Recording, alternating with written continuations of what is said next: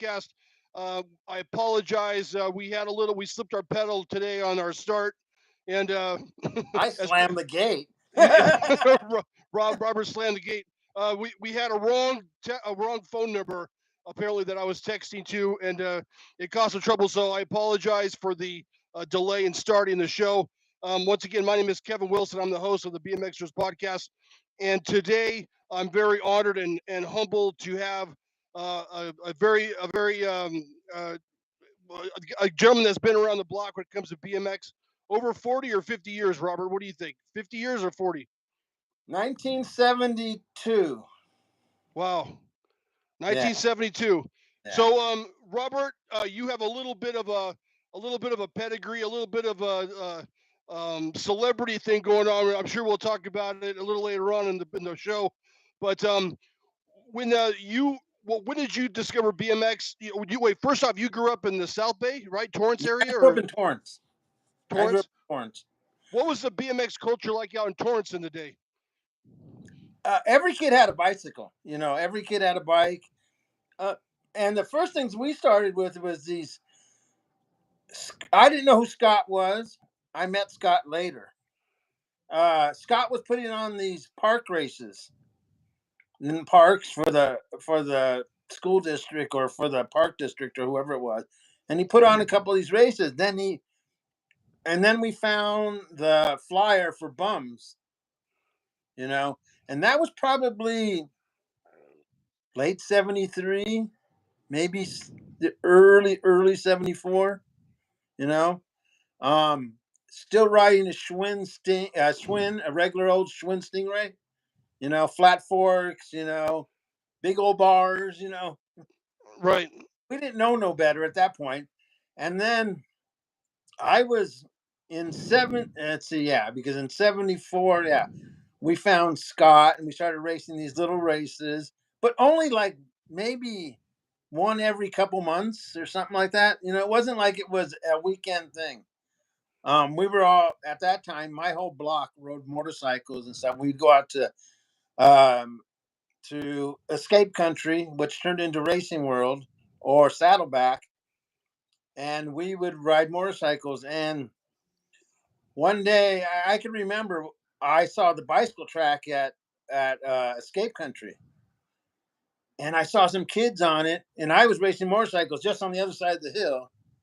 I came over with my motorcycle, and I looked, and I said, "Oh, I have my bicycle." So I went back to the truck, grabbed my bicycle, came over to the bike track, and missed my second moto. So, It but you, always, I like I said, and I loved riding motorcycles, but the bicycle thing was just fun, but you had raced before Escape Country with Scott in the dirt lot Yeah, before in bums. like these park races and then bums and stuff like that. But I think bums was I kind of feeling that bums was in 74. That's why I think it may have been earlier, but I think it was 74. So I did that, and then Scott started opening different places. After bums, he opened Runway. It was a skate park right by my house, Runway Skate Park. And on the side of it, they built a track, and they would ride on. I think it was Thursday nights or something like that. But if you go out there like on the weekend, there'll be guys riding, and it'd be Perry Kramer, and it'd be Stu, and it'd be Hill, and it was like all these names you knew because I would before BMX Action there was Motocross BMX Action Mag. You know what that one was? You know what that magazine is? I've heard of it. Yeah, Benny Cycle BMX Action is was. And so there was all these ads for bikes and stuff. So I got a bike. I think I got a Stroker was the first one, real BMX bike. I love Weighed a ton. strokers, man. It was a big heavy thing. And I had friends that were really racing a lot. And I knew this guy named Ike Eisenacher, and that was probably 75, probably. Uh, there was a guy named Don Langford. He owned Langford Engineering. He was a big, husky guy, but he only had one arm. and he was building these bikes. These aluminum. They look like an aluminum torquer. But Okay. back then they didn't heat treat anything, so they would just snap. I must have went through 15 of them. As long as I brought it back to him, he'd give me a new one. You know. Yeah. And Don was cool. The bikes were fun to ride. They were great, but they would break all the time. And I probably rode that for about a year, and then I got, I think, a White Lightning. I think that's what it was. But I hated that bike. It was just funky to ride, you know. And then I got, I think it would be an FMF. I got an FMF, which was a Race Inc., which I didn't know at that time. Right. And so I raced at, let's see, Ascot had their first big ABA race, the big RC race. I think that was in '76. And then we started going to Van Nuys Teen Center right around the same time. We'd go Wednesdays and Fridays to Van Nuys Teen Center. And then a friend of mine told me, hey, you got to go out to Azusa BMX. You know, the one you visited, the one in the back? So we would go out to Azusa BMX, and that's where really funny story. That's how I met Harry Larry too, because we were driving into Azusa BMX, used to turn into that driveway, and right before we turned in, there was this white truck doing donut, fishtailing all over the place, and trying to get out the driveway because it was all dirt back then. Remember? And there was this guy hanging on the back of the truck. And he goes out the driveway and takes off down the road, and the guy rolls out the street right in front of us, just rolls in the street, looks up, and he goes, "That's Harry Larry." As you know, Harry liked to, get involved. Yeah. Yeah. That's how I met Harry there. And then going there every couple weeks or so, we'd go there because it was usually Teen Center or there. And then we had Torrance Tracks, which was the Entradero Park. But before Entradero Park, there was a track called 190th Street. It was along. Remember the power lines? You know how they had open area. Uh huh. All along 190th Street, there was that open area with the power lines in it. They built a track in the middle of all that, and it was a cool little downhill track. Bob Osborne ran that, and the kids from the Arvara Street, they ran it. And then I got out of it a little bit because I got back on motorcycles in '76 and '77. I was racing more motorcycles than I was bicycles.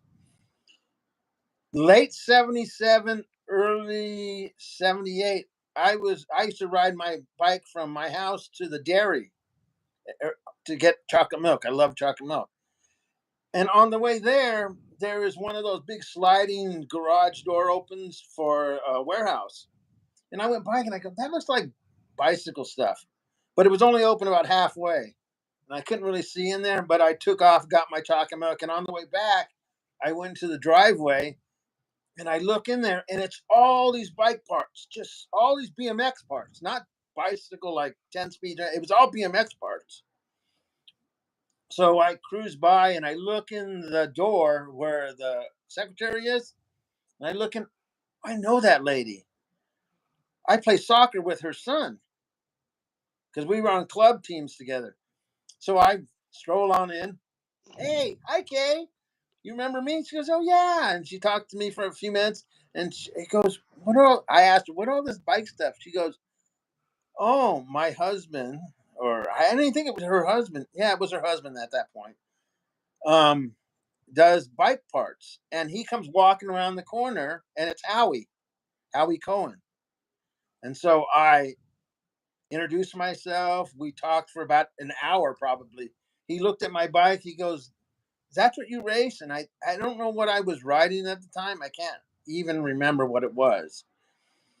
But when I walked in through around the corner, there was Torquers and there was Power Lights and there was MCSs and there was Cook's Brothers and stuff like that. And I go, wow. And then he asked me, hey, what time do you get out of school? And I said, like 2 o'clock. And he goes, do you want to make some money? I said, sure. He said, come by next week during the week. And so I came by. And so I used to go there and I used to bend all the brake levers. You know how we used to have bent brake levers all the time? Yeah. I bent every one of those things. I would bend it and then I put the sleeve on it, throw it in a box. Bend it, put a sleeve on it, throw it in the box. Bend it, put a So, sleeve on it, so throw it in you're the box. talking about the ones that like the L. You're not talking about the ones that go underneath. You're talking about Both. the L's. Both. There Both. was you got to do both. Because at that Okay. time there was both, you know. And I had probably been working there for about a week or so. And he goes, hey, if you want to, you can take one of the other bikes, you know. And I said, really? So he gave me a twerker, a white twerker to ride. And that was probably, yeah, early 78. And Somewhere there. you're still racing through all of this. Yeah, off and on. BMX off and on. I was racing, Okay. trying to race motorcycles, but the price of that was going up. And every time, and I got pretty lucky. My dad had a machine shop, and we knew people at Yamaha, and then we'd get bikes, you know. And so I had, you know, a couple bikes, and then I got to late. I think I turned 15 or so, and so it's probably 78. Yeah, probably 78. And I was like over the motorcycle thing, just over it. I was done. And Howie goes, well, do you want to race? I'll help you. So he put an ad in BMX Action magazine for Kuwahara. And if you remember, you had to call the number, and if you could say it, we'd send you a sticker kit. Right. Okay. Robert, I hate to interrupt you, bro. I'm gonna admit that I'm not familiar with Howie and Kuwahara, and I'm not a Kuwahara guy at all. So if you could please forgive me if I can ask you some silly questions. Howie was the distributor, the Southern California or the U.S. distributor for Kuwahara, or did he have other brands that he distributed, like you said, Cook Brothers, Torker, and was he a middleman or was it a bike He shop or what was did he the do? first. Okay. And here's another one of the Howie things. Before Howie came along, um, you bought a frame and you bought a fork and you bought parts, you know, and you put a bike together. From a bike shop. Yeah. Howie was the guy the bike shop called to get all those parts. Okay. He was, it was called Everything Bicycles. It was the only BMX distributor at the time, Okay. you know, and we invented the complete bike. We he had an idea that we would sell a frame and fork to you, and then you would buy a box called the bike in a box. And in that bike, you had rims, tires, tubes, brakes, uh, stem, grips, lever, everything you needed to put the bike together was in this box. Yeah, Could two you different. pick? Could you pick your individual parts, No, or no, were there there was just two. general parts that went with every bike? No, there was two versions of the box. There was an expensive version of the box, which had bullseye hubs and better, you know, better Okay. wheels and stuff like that. And then there was a cheaper version with sunshine hubs and, you know, Okay. necks and all that kind of stuff. So one was like $100 and one was like $300 or something like that. Okay. It was, you know, and so the bike shop would call and say, "Hey, I want to order a Torker in a white one with red parts." So we would take a Torker frame and fork, box that up, grab the box that said red and it said pro or regular, and we send that away. So the bike shop would get two boxes basically, a frame and fork, and then the complete, and they'd put that together, and that's what it was a complete bike sold. Got it. That was before there was any. You couldn't buy a complete BMX bike, you know, unless you bought like a Schwinn Scrambler or something, you know, which was, you know, So yeah, this was way before Diamondback, GT, all of these different brands, right? They're way yeah, before this. yeah, yeah. GT came around within the next year. I think 77 they started, 76 or something they started, and then they got bigger and bigger and bigger as they got along. But at that time, like I said, Howie was distributing MCS, Torkers, Power Lights, Cooks Brothers, Racings, and G Boy too, and Just and then all the BMX parts you can imagine. Not Kuwahara. No, Kuwahara didn't come till Right. '79, Right. Okay. Okay. but in late '78 we got some boxes from. In fact, I picked them up at the airport at customs. These two boxes of white frames, which ended up being the Kuwahara bicycles. But at that time, you got to remember, people thought Japanese parts were cheap and not, no one wanted that. So we were kind of afraid to run a Kuwahara bicycle because people think, oh, that's just a Japanese bike, piece of shit. So I raced one for about 2 months with stickers on it that said everything bicycles. And then Howie said, we're going to try to use the name. So we put the name out there. That's where that ad came from. If anybody can say the name, we'll send you a sticker pack. You know, we did that. You know, and so I would answer the phone, hi, and that's where because I had a what are they called, an alias Okay. called Doctor BMX, and Doctor BMX. Dr. BMX. And if Okay. you know, in the back of BMX Action, Howie put some ads in selling posters. If you remember that old cross up poster and stuff, Yeah. yeah, we would sell that. And everyone they sold, I got the money to race. That's how I got money to race. He would give me that to race. But I would have to, every time someone sent in a thing for those, I had to write him a thank you letter. And then I would always sign it with may all your races be first places, Dr. B. I'm cutting that part out of this video, bro. That's going on. That's going on the quote for your. Yeah, That's hilarious, man. it, I told you, and I was kind of spoiled because literally, how we said, just take whatever you want on bicycle wise. So I had a power light on. I had a cool, well, it wasn't a cool. I had a white Twerker, and I had a chrome MCS, and and then I had bullseye parts on it because they were there. Yeah, yeah, yeah. I had a really cool bike as a kid. And you're still racing now. You've ditched motocross, and now you're strictly BMX. You're hitting Yeah. the tracks, Harbor. You're hitting Well, Harbor wasn't even around yet. Ascot had a small track. It started in, I'd say, '79 was the first version of the Ascot track, and that was butted up against the racetrack. And then they opened a thing called a slick track where you would slide cars around. Uh-huh. And so you would go to. They built the track there. But three versions of that track there. They built one that was really bad, really rocky. And they built the second version that was a lot better. And then they built the third version in 70, I'd say 78 or 7. No, it'd be 79.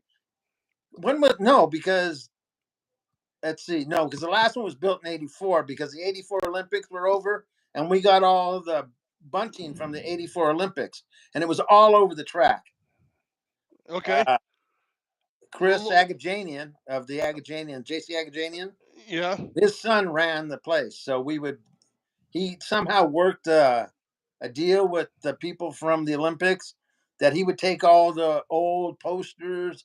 They used to put up to cover the fences and stuff. And they took all that and we used it for the track.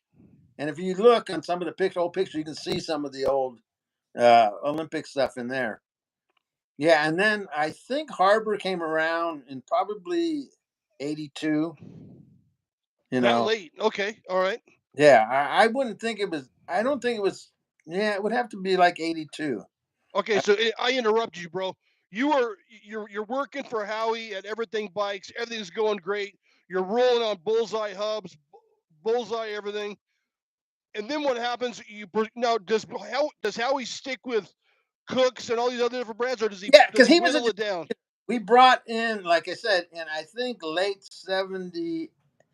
Yeah, it'd be early '79 when we actually got the bikes. It wasn't until '79 when they promoted the bike.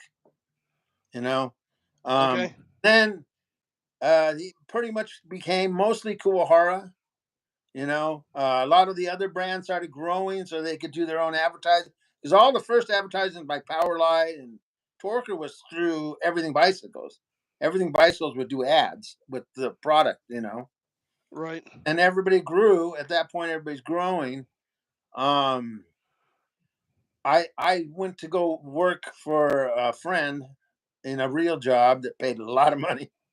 So I went to go work for him, and I didn't, you know, didn't really get out of it, but I wasn't in it all the way. And then I think it was 78, 79.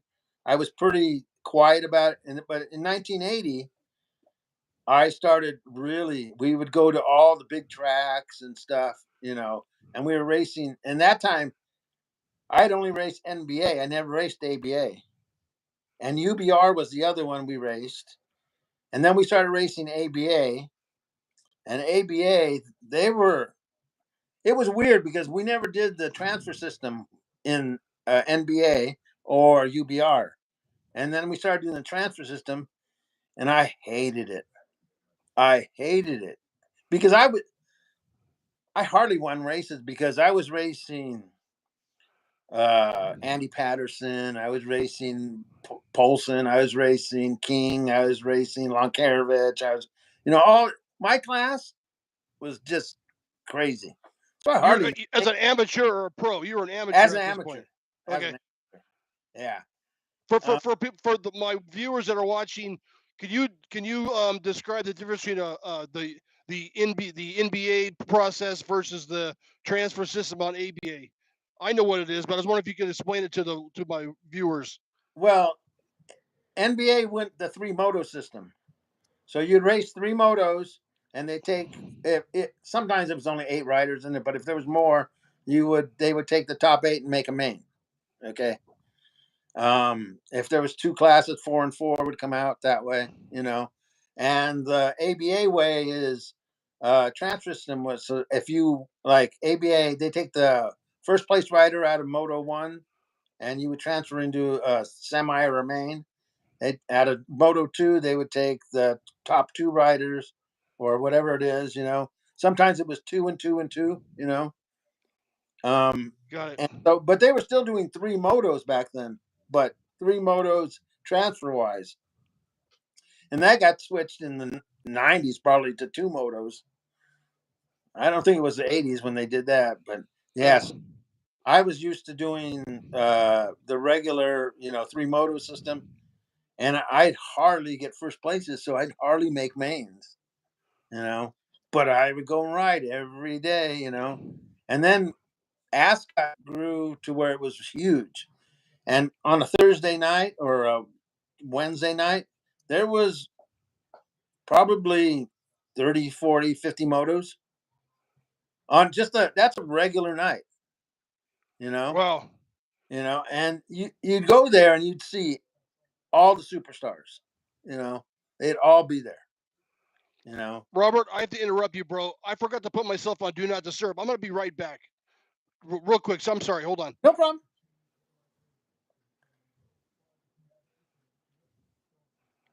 Okay. Thank you. That way, Good. if I get a phone call in, it won't freeze everything and like you won't lose me. Okay. Great. Okay. So were you? We kind of went quickly over your racing and that type of thing, but did you catch on once you hit? I mean, how old were you when you hit the track? Were you a Okay, natural, that's or were you, another or thing. did you just hit the track and you were gone like Jason Donnell? No, we're pretty much, yeah, we were all pretty. I was faster than average, but not elite fast. Let's put it that way. I was good, but not good enough. You Okay. know? All right. And like with everything bicycles, I had nice bikes, so I rode everything. And then I would always ride for somebody. Not always everything bicycles, because once they started the factory team, I wasn't involved in that at that point. The Kuwahara factory team. Yeah. So I rode for saber plates, factory saber plates, and then the bike shops I rode for, stuff like that. But I always had an everything bicycles bike under me. And then the 80s came and I was riding Kuwaharas all the time, And then I got, let's see, we got to go back because now I remember I went from that Biketronics bike to the Lightning to a Champion box frame. Do you remember the old Champions with the box rear end on them? I love those bikes. I love those frames. Yeah, I had one of those. And then I think, God, I had so many bikes. And really, what's really funny is I had so many bikes and I have no clue whatever happened to them. I can tell you that I would just have bikes. At one point, there was probably 30 bikes in the garage. Yeah. And I remember my mom would just get those out of here, and so they would just pile them in the back. So they just sat there forever. And then I got help from Steve Rink at Powerlight. He helped me for a little while. That would be 78 because I rode at Powerlight at the race at the LA Sports Arena in 78 and 79. There was 2 races at the Sports Arena. Not the Gold Cup. The No, indoor sports arena. I think one was a Jag race and the other one was the NBA Grand Nationals or something like that. Outdoor or indoor? Indoor. On wooden jumps, all the everything. Oh, I love those indoor wooden jumps. The little hairspray on the tires. Those were fun. Dude, all those bikes that you just named, all the frames of that. What did you have a favorite of all those different frames that you raced, or were they all just another frame to you, or one that you couldn't stand? Well, I really loved the Kuwahara, and the Kuwahara was based off the JMC bike. Okay, I didn't know that. It was a Black Shadow. Same geometry as the Black Shadow, except the seat post was up a little farther. Okay. That was the only difference. It was the same wheelbase with the forks and everything, and the thing. It was just a basic JMC. That's interesting to know. Yeah. Well, that's how we kind of took a JMC frame, sent it to Japan, told them we want a bike like this. You're the one that did it. You're not speculating. But you're speaking. I know what it is, but it wasn't an exact copy. It was obviously. They took it and they figured out where your wheelbase was and where the angles were, and they kind of built a bike around that. Because everybody liked that bike. Yeah. Are we breaking news? Is this common knowledge that I didn't know about? Some people might not know, but I know because I packed up the bike and sent it. Wow. Okay, this is gonna be clipped out too, bro. So you like the Kuwahara, you like the Black Shadow style geometry, and that's what stands out for you as far as Kuwahara. Yeah. But my favorite bike, I think, of all times is the original Nova, which was basically a laser light with round tubing. If you remember, the original laser light had teardrop tubing. Most people don't remember that because I think a couple years, maybe 3 iterations later, it became round tubing. But the Nova, that was my favorite. That bike I rode all the time was a Nova for a long time with different stickers on it. Right. So when he was bringing in Kuwahara, and I think I already asked a question, but I'm not sure that you answered it. Did he get rid of everybody else and just become strictly Kuwahara? Did Kuwahara care that he was distributing Powerlight and Cook Brothers and that type of thing? They didn't care. No, because as long as he bought the bikes. Yeah, that was his business. It's what he did. He was distributor of BMX parts, and Kuwahara was just an offshoot of the everything bicycles. Right. So when you were been around for he was around for a long time. They opened West Coast Cycles, which is the biggest bike distributor in the world at one point, and they're the people that brought Nushiki into America and all Sun Tour and all that kind of stuff. Right. So this was back in, so we're talking right now, we're in like 80, 81. I got the years right? Yeah, about right. And so you're still working at everything. 3 days a week.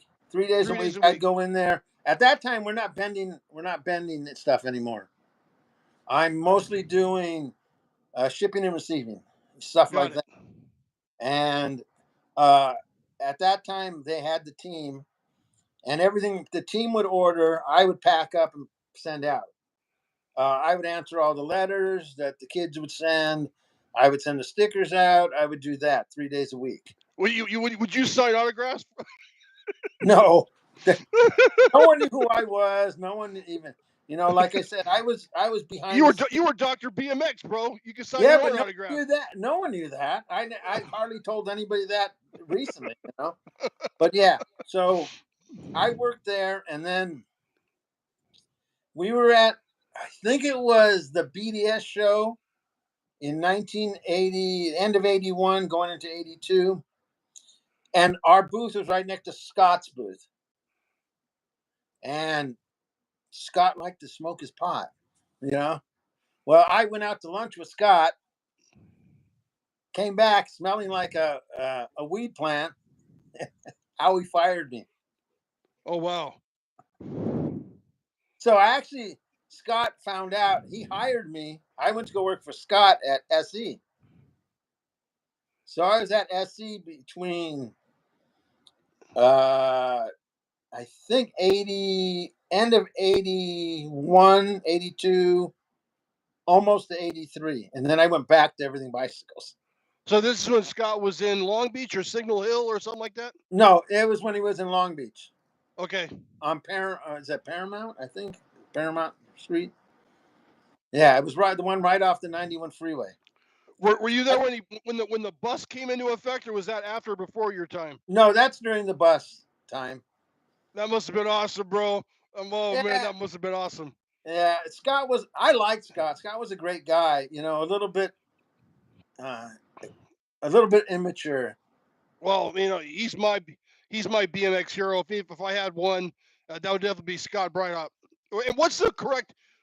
Do you mind? What's the correct pronunciation of his name? Is it Breithaupt? I always say Breithaupt. Breithaupt.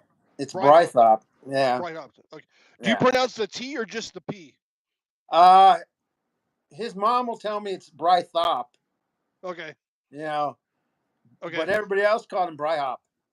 Got it. So did you switch to a PK Ripper or a quad angle when you were working over there, or were you still Yeah, racing? I rode one of the Reynolds, the quads. Okay. The second gen or the first gen? The second gen, not Second the gen. one with the loop tail, the one with the weird Yeah. angle Okay. rear end. Got it. And so you left SC because Howie had a change of heart and he brought you back off the bench? Pretty much. Okay. Yeah, and Scott business was kind of wacky. Yeah, checks didn't show up and things like you know. It's BMX. Yeah. You did what you That, could. yeah, I've heard a lot of interviews with people, and that's not an uncommon occurrence for the checks not to show up. Yeah, and then right when I went, that had to be right before the ET thing came, because when I got there, I was doing all the promotion and advertising for Howie, and those people came in, and he introduced me to them, and he told me, "Hey, go to this place and go talk to this guy, see what he wants and what he needs." So I went to Culver Studios to see this guy Steve, and knock on the door. It's Spielberg Productions. I had no idea who the Steve guy was. Walk in the office, his secretary goes, "Sit down." So I sat down, and I'm waiting there, and all of a sudden, it's kind of had a video game going on. And all of a sudden he goes, "Hey, tell that guy to come in here." So I go in there, and he's playing a video game. Now, how old were you at this time? At this point, 18, probably. 18. Yeah, probably 18 or so. So you didn't bring bikes with you. This is your first meeting Very first time. with Spielberg. Yeah, I was just in my regular truck, and I had my bike in the back of the truck. So I go there, and he goes, "This is what I want. Here's all the pictures of what I want the bikes to look like and stuff." And I asked him, "How did you find us? We're kind of an obscure brand, you know." And he goes, "It was his niece or nephew knew somebody or had somebody and asked him, hey, or he asked them, hey, do you know what bike we could get for this movie?" And the kid said, Kuwahara. You See, I know? heard a different story, dude. Yeah, I know. Everyone talks. That's not no. And So that's this is My what. when in Joe Kid on a String Ray, Mike Devitt tells a story differently than that. Are you saying that Yeah, that's yeah. not true? No, it's a little different than that. I know about the riding the bike in the parking lot. And he stopped. Steven didn't do that. It was his niece or nephew told him which bike, and I can't remember which one it was. And so they looked for us, and they found everything bicycles, and that's when we were on Kashawa Street, and that's where BMX Action was on the same street, and so was ODI Grips was on the same street in Torrance. Okay, okay. So they came there. You know, I went there, and Steven was trying to explain to me all the stuff, and then he had storyboards on the wall. And he goes, "This is what I want these kids to do." And I laughed at him. I said, "There's no way these kids could do this. I mean, I have enough hard problems riding bike." He goes, "How would you know?" I said, "I race these bicycles." And then he goes, "Can you show me?" I go, "Yeah, I have my bike in the back of my truck." So Culver Studios is all these little bungalows and these big places where they do the movies and stuff. And there's these concrete loading docks, the concrete loading docks where you back a truck up to the concrete loading dock. Well, Steven's car was parked by one. So I did a couple things, raced back and forth, and he didn't look impressed. So, ah, over his car. And then he was like, "Whoa, really?" And they got together, and I didn't know that was Kathleen Kennedy at the time, but that was Kathleen Kennedy and him had a talk. And they asked me, "So where can we find more kids like you?" I said, "Come out to a Wednesday night to Ascot." And there's probably 1,000 kids there and the next Wednesday, this big van shows up with about 8 people in it and another van. And then they come into Ascot, set up a table and a picture place where they can take pictures and stuff. And the guy would walk out to the track, pick riders out, bring them in, have them fill out a thing, take a picture of them, and say, "If we need you, we'll call you on this day." So they picked, I think, like 10 riders, maybe. And then when Were you one of them at the time, or no, you were just you were on I the was fringe. You working weren't for even Everything considered of it. Bicycle, supplying the bikes for the movie, put the bikes together for the kids in the movie. Um, a little bit of technical things for what you should get done. But no, I never. That wasn't my place. I was getting paid by Everything Bicycles besides getting paid by them.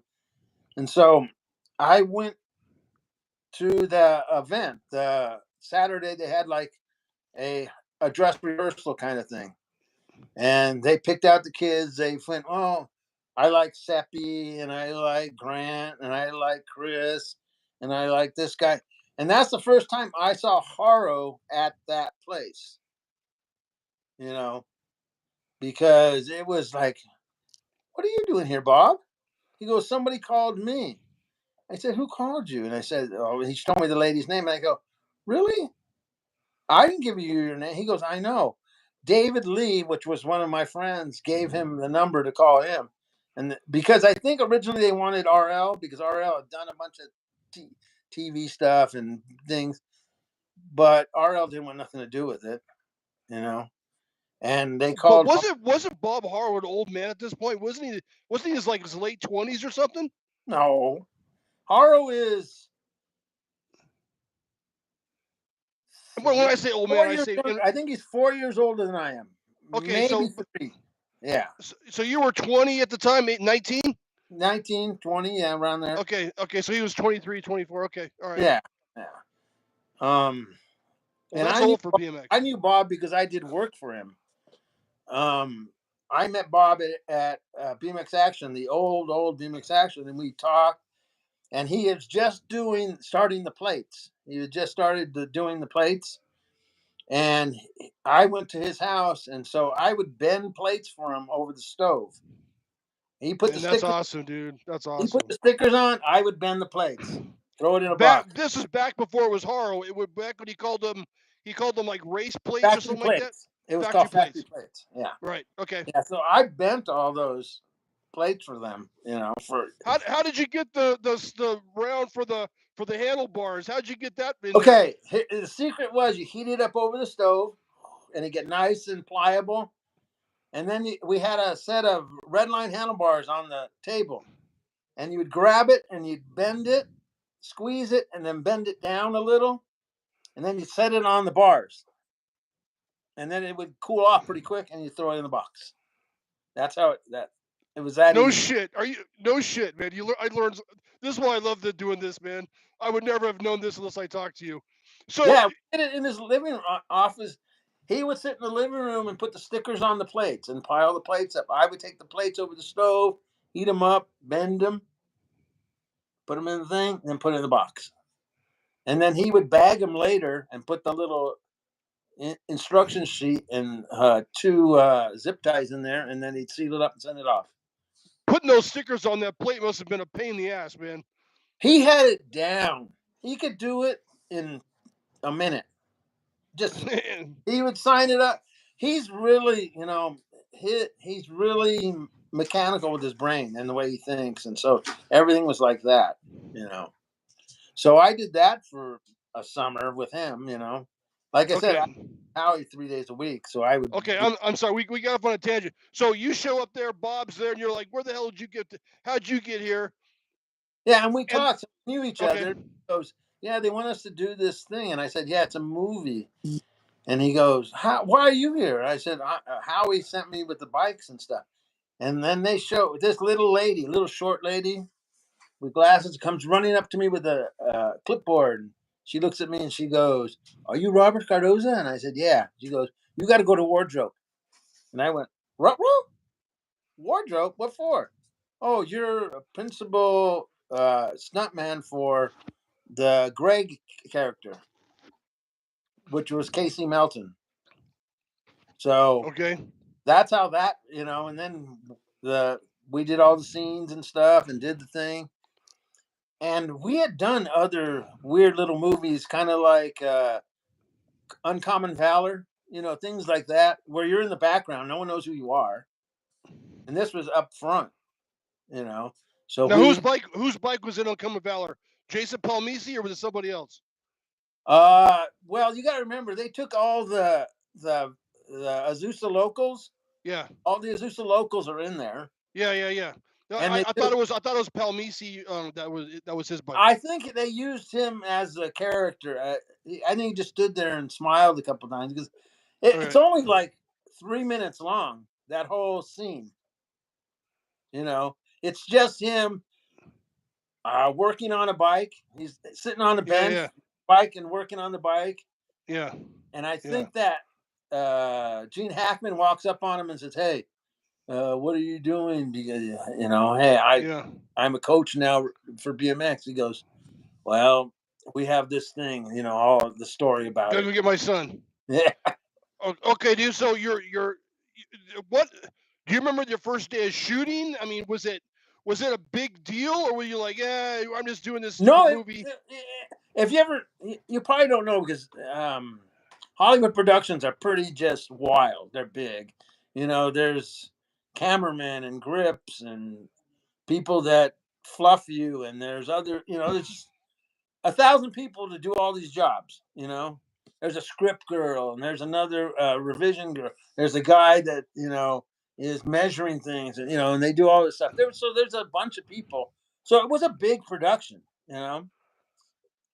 So we did all kinds of scenes that we didn't see in the movie. And here's the best story. I think even Bob has told this story. They brought in a little stuntman guy. He was a man, but he was little, so he looked like a kid. And they dressed him up and said, he's going to do all the hard stunts because you kids can't do them. We looked at him like, really? No, I don't think so. So they had a scene where we were supposed to go up these stairs in these unfinished houses and then go out a window. And they had all this plywood about 5 feet down, and then another 3 feet down, and then another 3 feet down. So you'd come out, whoop, whoop, whoop, was the actual stunt. So they go, yes, he's going to do this because it's too dangerous for you kids, you know. And, and it gets even funnier. He goes, yeah, I've been doing this for 10 years, and I'm a professional, and I'm just the greatest man. All you kids are dirt, you know. We're all like, yeah, okay, whatever, you know. So we're sitting up watching him set up for this thing, and we're going, you have to kind of pull up when you, don't tell me, I know what I'm doing. Okay. So we all sat back. This is Haro, David Lee, who was a pro BMXer, myself, Seppi, and we're all sitting there, and they set up, cameras are rolling, they hit action. The guy goes out the window and does this, whoop, right on his head. Boom! I mean, square on his melon. I mean, hard too. Cut. And they peel him off the thing, and I'm fine. It's cool. I slipped a pedal. He didn't slip a pedal. He just didn't know what to do. Didn't know what to do.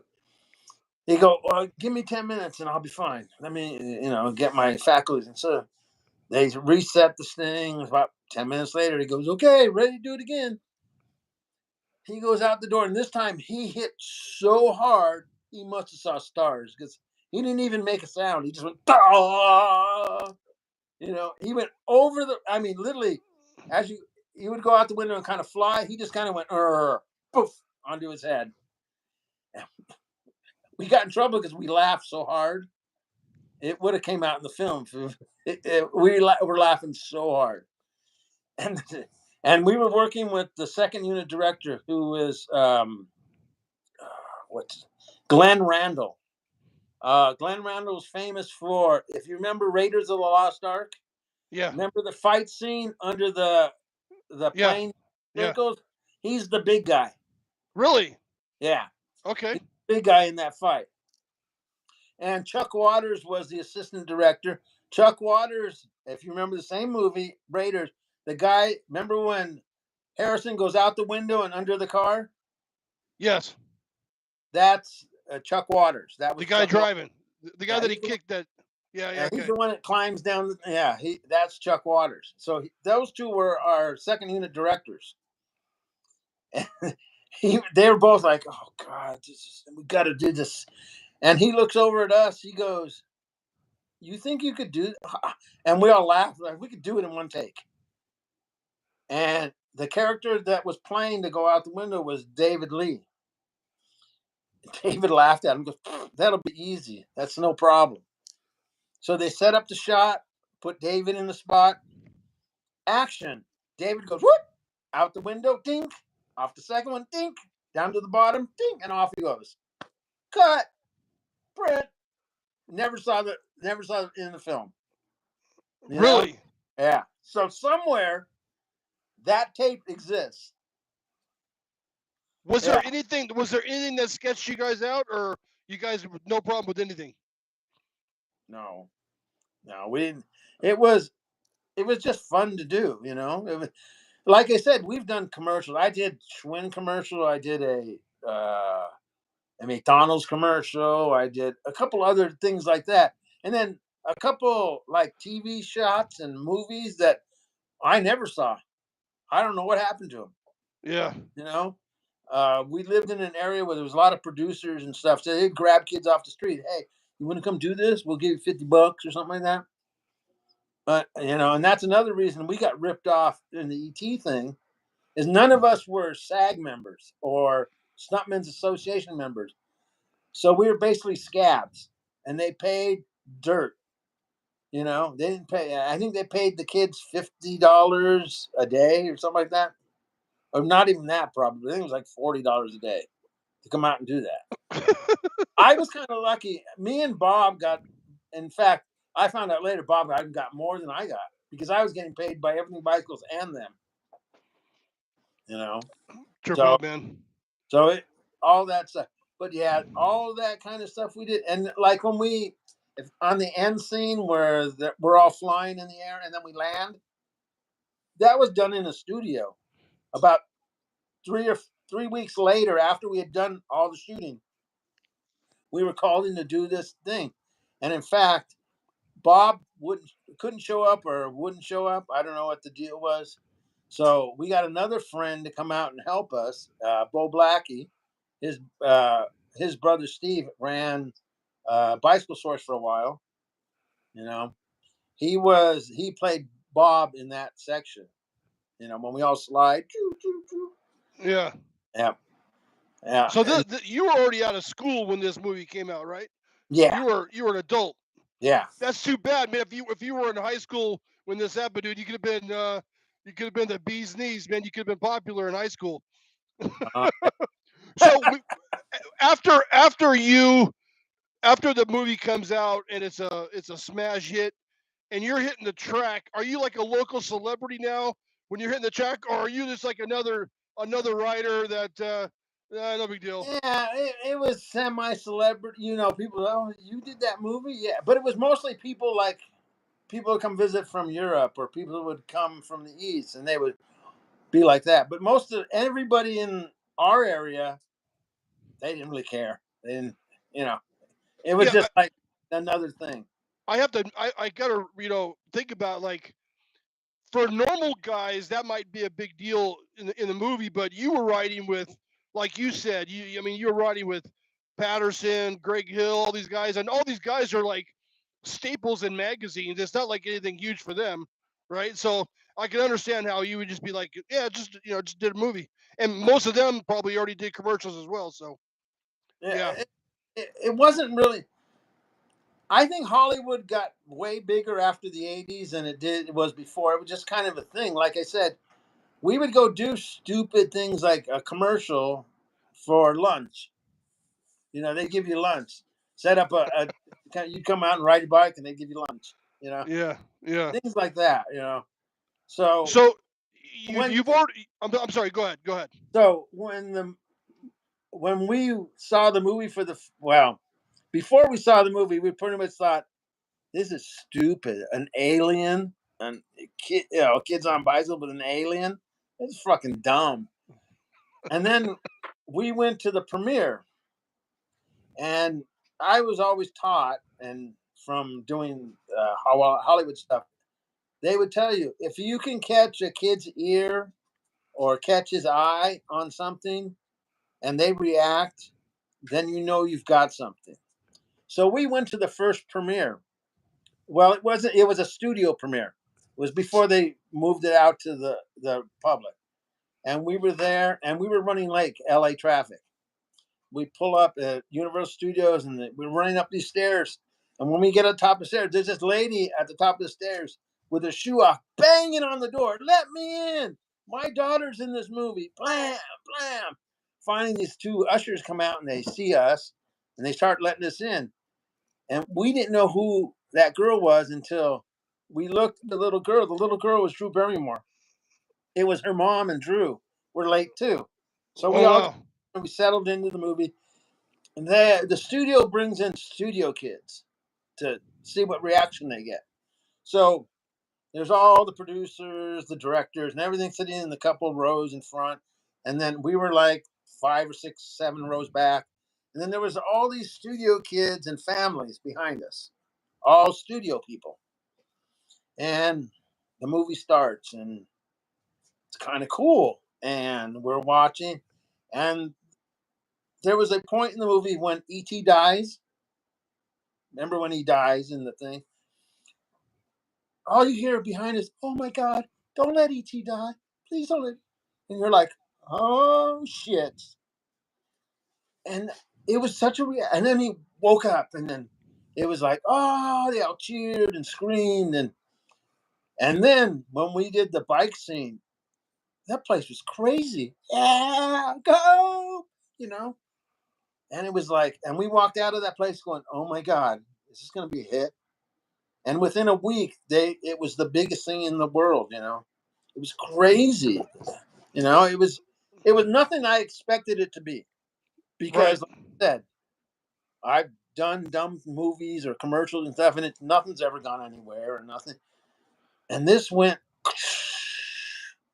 you know, and like I said, the only real publicity for us was that BMX Plus article, you know, and Yeah. they did that full page article, 3 pages or 4 pages long, and that was where it was all. Like Action did a 3 paragraph, maybe 2 paragraph talking about it, and that was about it. They mostly just tested the bike. They didn't really talk about the movie, you know. So it wasn't like it was in our industry, the bike industry, if it was that big. And then when it blew up, Howie ordered all kinds of bikes, a couple 10 containers or so. For the first couple months, they were going out the door like crazy. All these bikes went out the door. And then it just stopped. Like overnight, stopped. Like it just, like the phones were ringing and ringing. One day we went to work the next day and the phones weren't ringing. And it was like, what's going on here? Well, that was the first downturn in the BMX industry where they just couldn't sell anything. You hardly could give shit away. And so at one point we had all these bikes.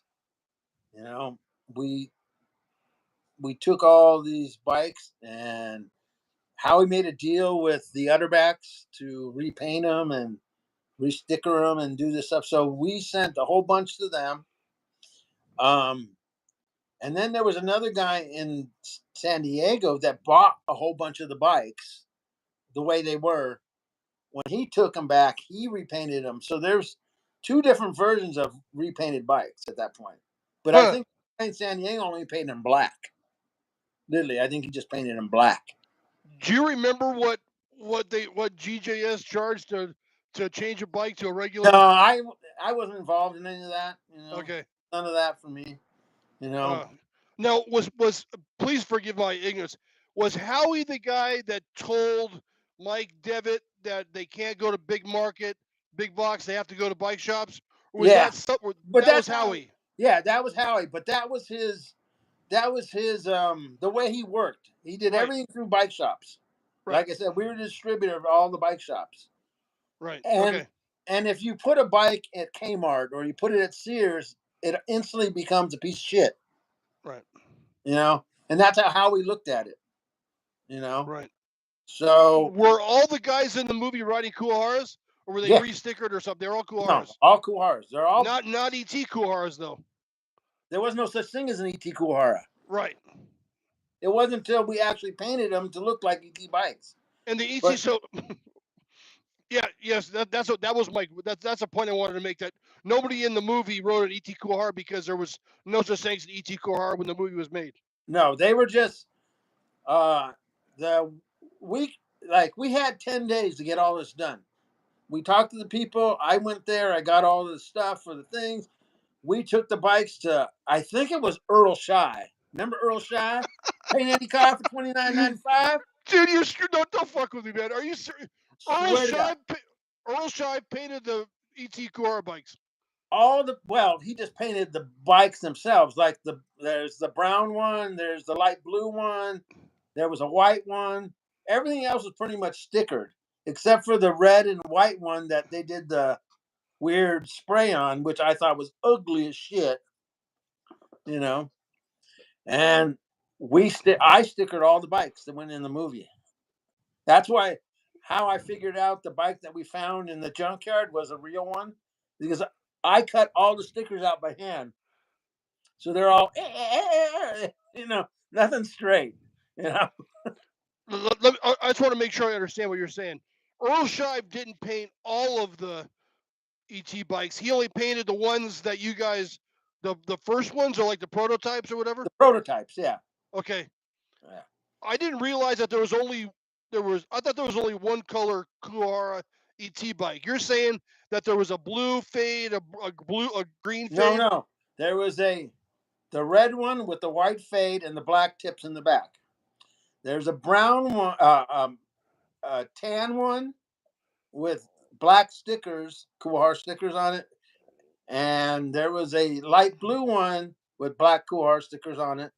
There was a white one with red stickers on it. I'm pretty sure that's what it was. There's 5 of them, right? The ET bike, my bike, Bob's bike, the other bike. And I think there was another, I can't remember it right offhand.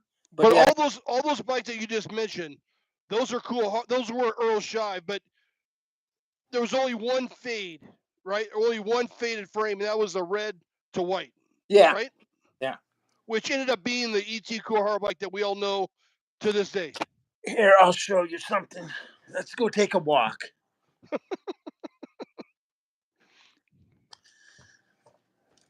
Let's see.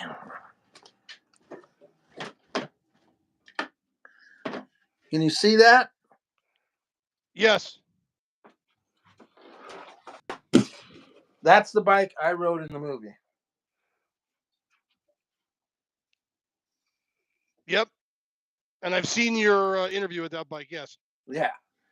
Okay. So there was see how the stickers are and stuff.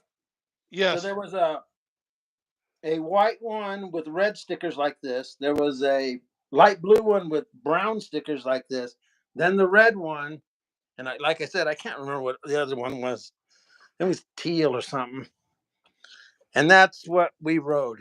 And they're just regular production Kuwaharas, Got it. In fact, okay. I took them out of boxes, unpacked them all. After I unpacked them all, let's see, hold on. There you are. Come on, come back. There you are. I unpacked them, took them out of, stripped them all down, took them to Earl Shy, or I think it was Earl Shy.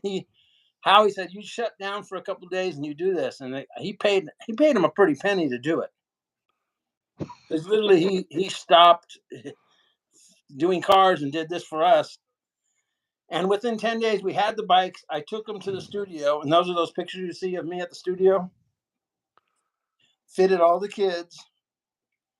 The following week is when they went to find the kids, so that would be Wednesday. The following Saturday, we were at shoots. Yeah, it went quick. It was really fast.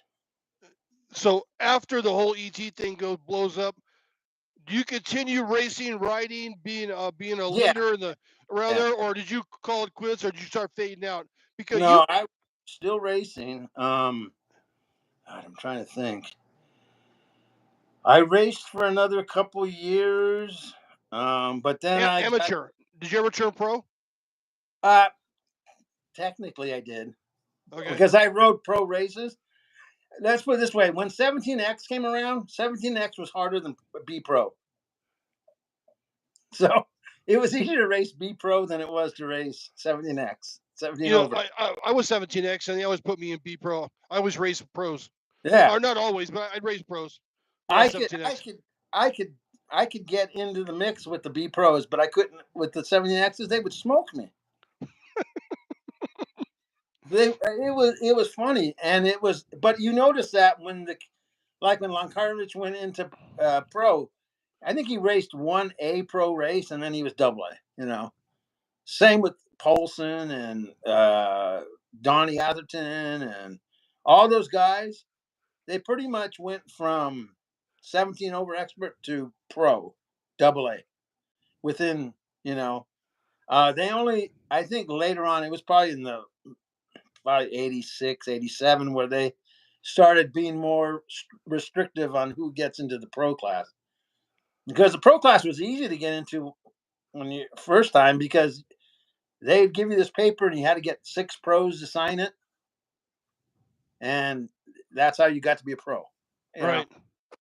so Or if there was only if there was only 2 pros at the track that night, you became a pro yeah, to things make a like game. that. So I raced pro races technically, but I didn't really. I like I said, I was faster than average, but not fast. Like I wasn't winning races. None, you weren't factory fast. You were just fast. No. And then, God, I'm trying to think.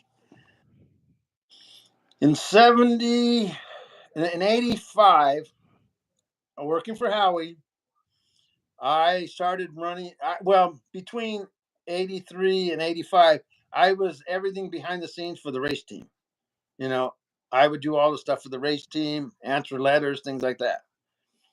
Uh, the good team with Ellis and everybody quit at the end of, I think it was 84, the end of 84. So in 85, I put together a team, which was Daryl Young, David Cullinan, Dana Griffin, Mike Melton, I think, Casey Johnson, Ben Johnson, and there was a couple other riders throughout the United States, and I ran that team. You know, You're the team manager. yeah, I was a team manager then, and then in almost the end of '86, Howie, the money wasn't there anymore, so Howie's going to shut the doors.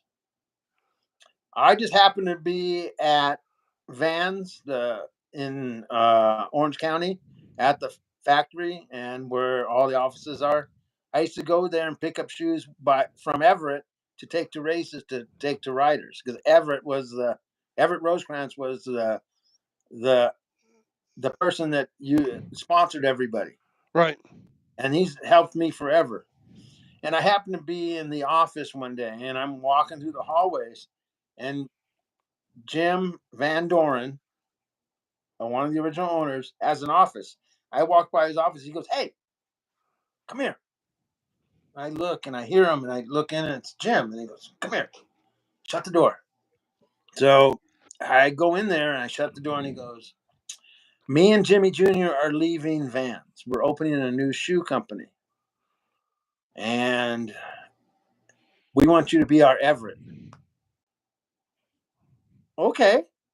So I left Kuwahara and went to work for Jim Van Doren at uh, Awesome Shoes. What's really funny is the Vans you see today are Awesome Shoes. Because old Vans, they were flat. They didn't have any arch in them. They were just cheap tennies at the time. Well, when we made Awesome Shoes, we added the arch support. We tilted the toe up a little bit for it's more like a real shoe. They added some stuff to make it more like a luxury shoe. Wait. Okay. Let me get this straight. Van Duren Van Der- Van left Doren. Van Doren left his own company to knock off his own shoes. Well, he did a better version of them. Why couldn't he do that? Doesn't matter. Okay. I think they had production set the way they liked it, and they did it the Okay. way they wanted to do it at the time. They were making plenty of money. Okay. They didn't really need to do this. And Jim was kind of a perfectionist and kind of a tinkerer. Okay. Okay. So he That's came up. hilarious. He left the company and then knocked off his own shoes. That's I funny, don't man. think he loved the company anymore. I think he was over Vans at that point. Okay. Okay. Okay. All right. I think literally, I think Steve had came in and was running things, and I don't think he really enjoyed that part of it, you know. So when he left, he took Jimmy Jr., Jim Van Dorn Jr. and him, and there was a guy named Dreyer. I can't remember his first name. He was like the money behind it and stuff. And that Dreyer guy and Jim were doing umpire shoes. They make umpire shoes for umpires because at that time there wasn't a real umpire. So they made the first real umpire shoe with a steel toe in it, It's where you don't get hit in the foot. And then they make clown shoes. You know those big clown shoes? Yeah. So they made those. And then they did the awesome shoes. So we did all that. And literally, the awesome shoe building was literally across the street from CW. Right. CW is right on the other side of the road. What So city? What city is this in? Placentia, I think it's right off the 55. Okay. So Placentia, yeah. So I did that for a year, almost 2 years, and I was working with CW, putting together their team. We had the awesome trick team by CW. So I had all the kids on my team were riding CWs, and in fact, most of those kids that were on my team ended up on their factory team. You know, and there was a point where I was going to go leave Jim and go work for Roger at CW. But there was a whole change in my life at this point. Uh, Jane, my wife, you know her. Her dad was the largest distributor of BMX parts in the UK. Hot Shot. Okay. And she was buying awesome shoes to take to England. Well, at that time we had a show called the Interbike Show. That Yep. okay. Been And there many times. it was in Reno. And she wanted to come over and go to the show. Somehow Jim had talked to her and she came over and I pretty much became her escort. So she came, we took her to the mall and all that stuff. And then we went to Reno for the bike show. Had a good time at the bike show. Everything was good. On our way home, I like to drive fast. I was hauling ass, probably doing 100 down I-95, I-99 through Independence, California. One of those little Mustangs, remember the highway patrol used to drive those little Mustangs? Yeah. Pulls up behind me, throws on the lights, pulls me over. It's like, shit, I'm going to get a ticket, right? He starts talking to me. He goes, I need you to come with me. Come sit in the car and we'll fill out some paperwork. He gets my license. He puts the thing in. And at that time, there's no computers in the car, just a radio. They put out my license number, and all of a sudden you hear, and it said something like warrant out of Orange County. And I'm like, that can't be right. And he checked again. He goes, I'm going to have to take you in. What? Yeah, I'm going to arrest you. I'm like, why? You have a warrant out of Orange County. And I'm thinking, what the hell did I do? So he locks me up, sets me in the car, in the front seat, because those were only two-seaters at the time. And he walks to my car where Jane's sitting, who doesn't live in the United States, who's never driven a car with a steering wheel on that side. And he told her something like, follow me.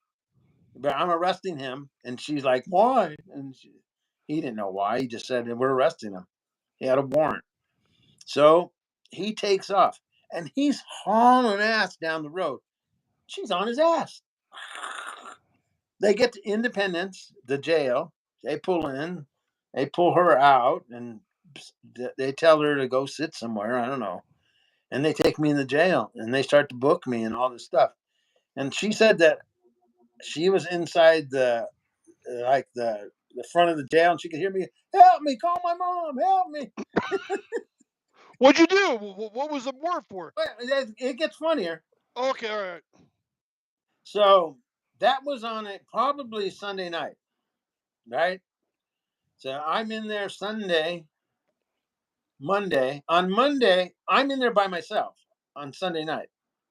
On Monday, these two guys come in, and it's like, hey, Charlie, what'd you do? I was drinking at the bar and it got out of hand.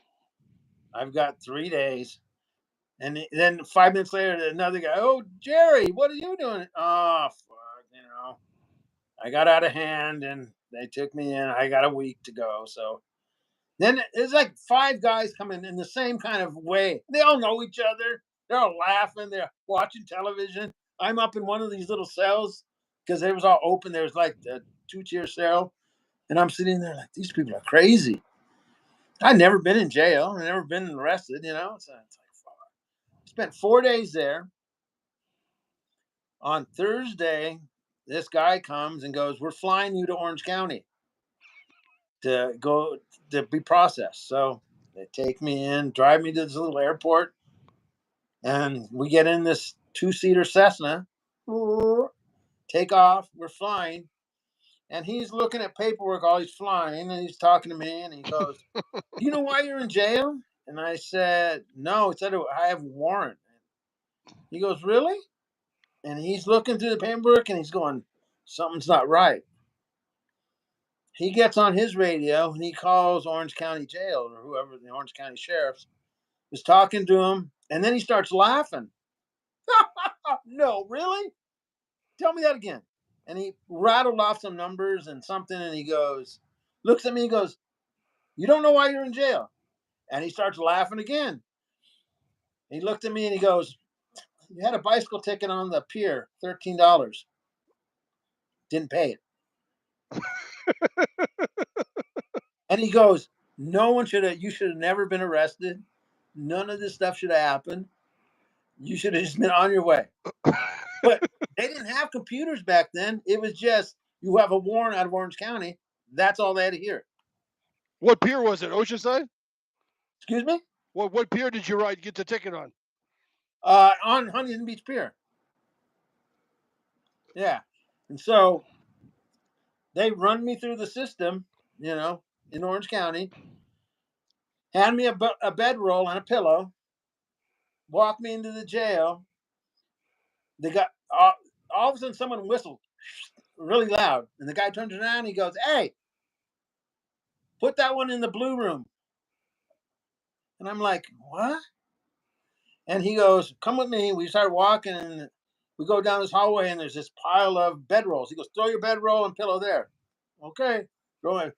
So then I go in this room, blue room, and there's a little window, and he goes, sit down. And I sit down, and the window opens.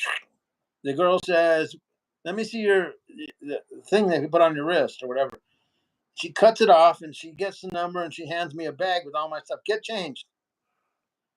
So I get changed, and I get in, and she goes, gives me an envelope with I think it's like $56 in it. And I'm like, what's this? And he goes, don't worry. Go to the end of the hallway, push the button. I go to the end of the hallway. All of a sudden, the red light comes on, the door opens, and it's outside. I'm outside. Go outside. My mom is sitting there, and I'm like, so what happened? And then the explanation she got is it was a big mistake. They weren't supposed to arrest him. He had a bicycle ticket that was $13. $13. Do you know how much they spent on me? Probably, just to fly you down. From Independence to Orange County must have cost him a couple $1,000s, it was the dumbest thing you ever heard. And at that point, he's gone. Where'd you go? Man, can you hear me?